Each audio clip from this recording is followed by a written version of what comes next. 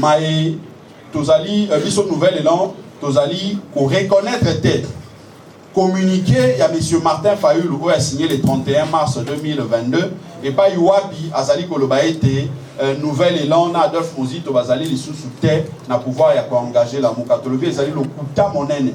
Le Kouta Monene pour Nani parce que lettre O à lobby le 22 décembre 2022 existe à Kate. Élément liboso yango. Ce qui existe à Kate, abimisa yango pe atteindre la bino contenu na yango ezalini. Yami balé. To la qui était Adolphe Mozito, effectivement, à comment Mukanda, à comment là, M. Martin Fayulu, le coordonnateur, il y a la Mukanda date, il y a le 20, puis la date, il y a le 21 décembre 2022. Dans le cas de Mukanda, on a Talissier, était convention, il y a le 19 novembre 2021. Oyo, hier, Martin Fayulu, Adolphe Mozito, va signer à Elongo, et l'obéi était, Bangomi Balé Bazali, le sous cofondateur, il y a la Mukate. Le cofondateur, il y a la Muka, est commis, décidé dans Nouvel Élan. En conséquence, décidé dans Nouvel Élan, ezali sur le plan statutaire, na ba bakambaka yango. Donc, on est biso na kati na Nouvel Élan. Moye, tope, moto azali kokamba, parti na biso Nouvel Élan, selon statut na biso, comme on a M. Paul Mboma. Donc, on est, puisque M. Martin Fayulu Tango, to pesi bango flambeau, a commis coordonnateur, a béni ici réunion à présidium.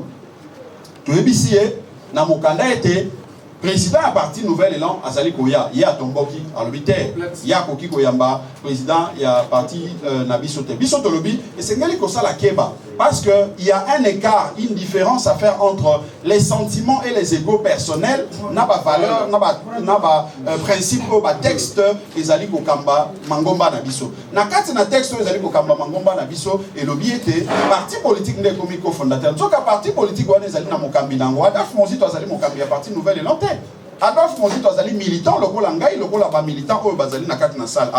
Mais la seule différence, il y a yende azwa makanisi wana to bengi initiateur azali moko ya personnalité oyo azali kopesa mo maboko na eko ete parti na biso ekende liboso mais mo azali kotambusa yango kombo na M. Paul Mboma maboko sika oyo tango ye ayei parce que na ko rappeler ete ngai oyo naza koloba liboso na bino na accompagner M. Paul Mboma président à parti na ngai na réunion oyo ya présidium wana baboya koyamba biso toyeba te makambo nini eleka finalement toyoka kaka balobi ete toyaki te na réunion ngai na accompagner na réunion wana mpona kolakisa ete tozali respectueux même lettre ya président Paul Mboma ezali awa oyo azali kolakisa ete effectivement aye koyanola na mbela oyo ya présidium donc biso tozali ko reconnaître maeba komi wana te pamba te ezali na yango makambo ya sentiment ya moto et non makambo ya ba principe ba valeur oyo ezali repris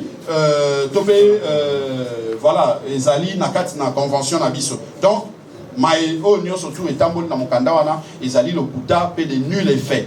Yami sato na koloba ete ba organe oyo ba kotisi na kati na lamuka sans que et respecter convention à la Mouka, sans que et respecter approbation, il y a un organe statutaire, il y a la Mouka notamment organe, il y a décision, ils allaient présidium, ils allaient des nuls effets, ils allaient coexister, ils allaient fabrication, il y a le Kuta, au bateau sali nandenge na bango. Il y a Minei, Nazali Koloba a été Bisso, Mokolo le 11 avril 2023, Tozali Kozela était Martin Fayulu Madidi. Aya coupé sa flambeau ya la Mouka na biso Nouvel Élan toye bana kokamba na 6 mois na biso le lingé sengeli so ki asali ya monte donc constater était a milongoli na la Mouka pambate a violé mibeko ya la Mouka a continué na illégitimité pe na moment wana to ko peuple na biso a témoin to ko tambwisa la Mouka na ndenge volonté à peuple sengeli